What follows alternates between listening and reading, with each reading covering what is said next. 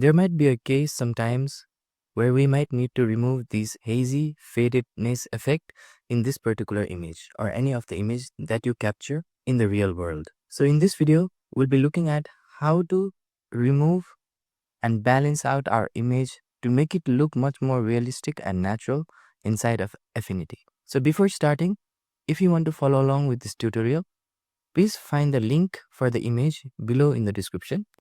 And if you haven't subscribed to the channel yet, please hit the subscribe button for more tips and tricks related to Affinity. Now with that said, let's start our video. So in this video, we'll be looking at 2 ways to remove or get rid of the faded effect inside of any image in Affinity. So the first way is pretty simple, and to demonstrate the first way, I'll be simply navigating to the right inside the layers panel and select the image layer.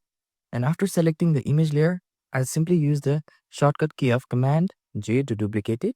And if you're using Windows, you can use the shortcut key of Control J to make a copy or duplicate of it. And now after making the copy or duplicate of it, let us simply toggle this visibility icon of the previous image layer in order to hide it. Next, by making sure or by actively selecting the image layer that we have just copied or made duplicate of, we'll simply navigate up to this particular pixel menu item right here and select it. And inside of it, we'll navigate below, hover over filters, and then we'll navigate below and select a feature or option called haze removal. So basically, as the name implies, haze removal feature is simply used to remove haze from any of the images. Now after clicking on haze removal, you can see that we have the haze removal box here with different settings and properties. For now, as this image is a portrait image, we'll not change anything in this distance slider. However, we'll start with the strength slider. So if we simply click and drag the strength option all the way to the right, you can see that our image is looking much more darker. And if we click on the strength slider and drag it all the way to the left, you can see that our image is back to how it was when it was looking faded. So now I'll simply click on the strength and simply drag it and keep it at the middle like so. And after keeping it at the middle, now let's move to our next slider option, which is exposure correction. So basically what exposure correction means is it will allow us to introduce those extra highlights inside of our image, or it also allows us to introduce the extra darkness or shadows inside of our image. So for example, if we click on this particular slider and drag it all the way to the right, you can see that it will introduce new highlights even in these areas that you can see on the bottom right corner that has shadows in this particular portrait. So if we drag it all the way to the right, you can see that it will introduce highlight, and now it is looking much more nicer.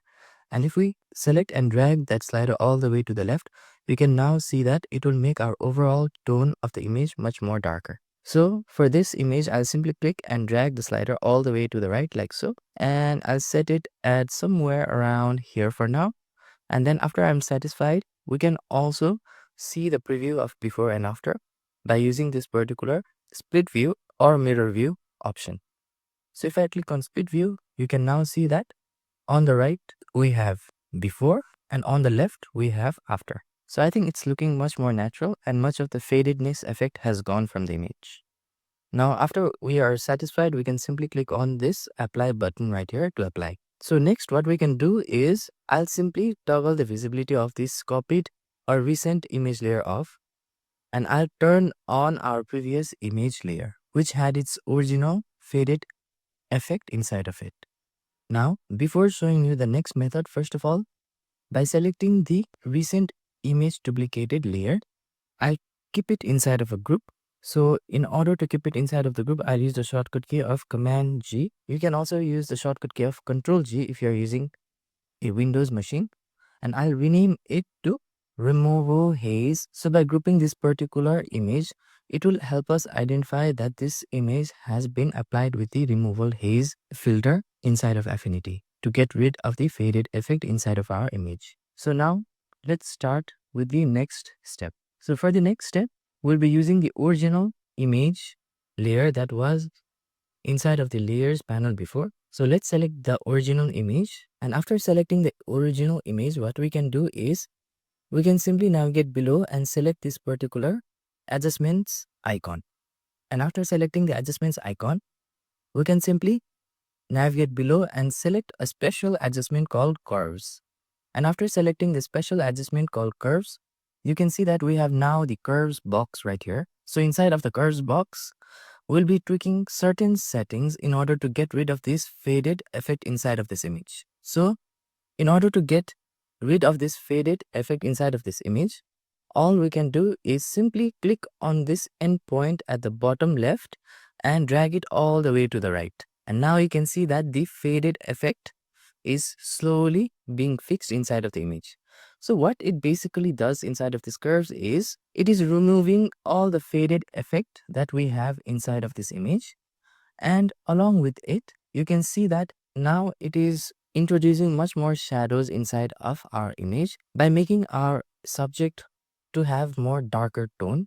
So in order to fix that and bring back our highlights in this image, all we can do is simply add a new node or point inside of this particular axis and drag it all the way to the top like so. And now you can see that it has now brought back the details or highlights inside of our image by making our image look much more natural. So after we're satisfied with our curves settings, we can simply navigate up and close the curves box in order to commit. And now let's group the curves adjustment layer also inside of one group, although it is not quite necessary. So I'll group it and then name it as curves.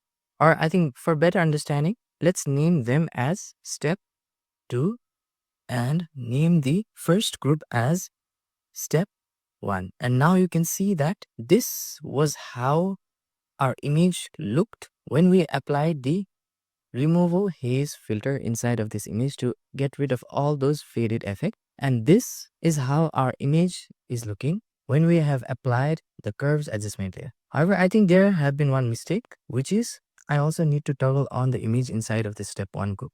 So let me toggle the visibility of that image on.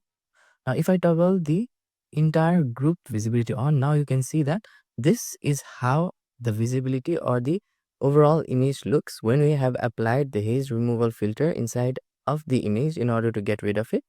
And this is how the image now looks after we have applied the curves adjustment layer filter. So I think if we tweak this particular image where we have applied the haze removal filter further, we can not just get rid of the faded effect, but we can also get the same natural view of the image similar to how we have applied the curves adjustment layer. As you can see here, how natural our image is looking when we have applied the curves adjustment layer inside of the image. However, in the end, you can use both of these methods in order to fix the overall haze or the faded effect that persists inside of any image. So if you find this video helpful, please click on the like button, and for more tips and tricks related to Affinity, hit the subscribe button. Thank you for watching this video and see you on the next video.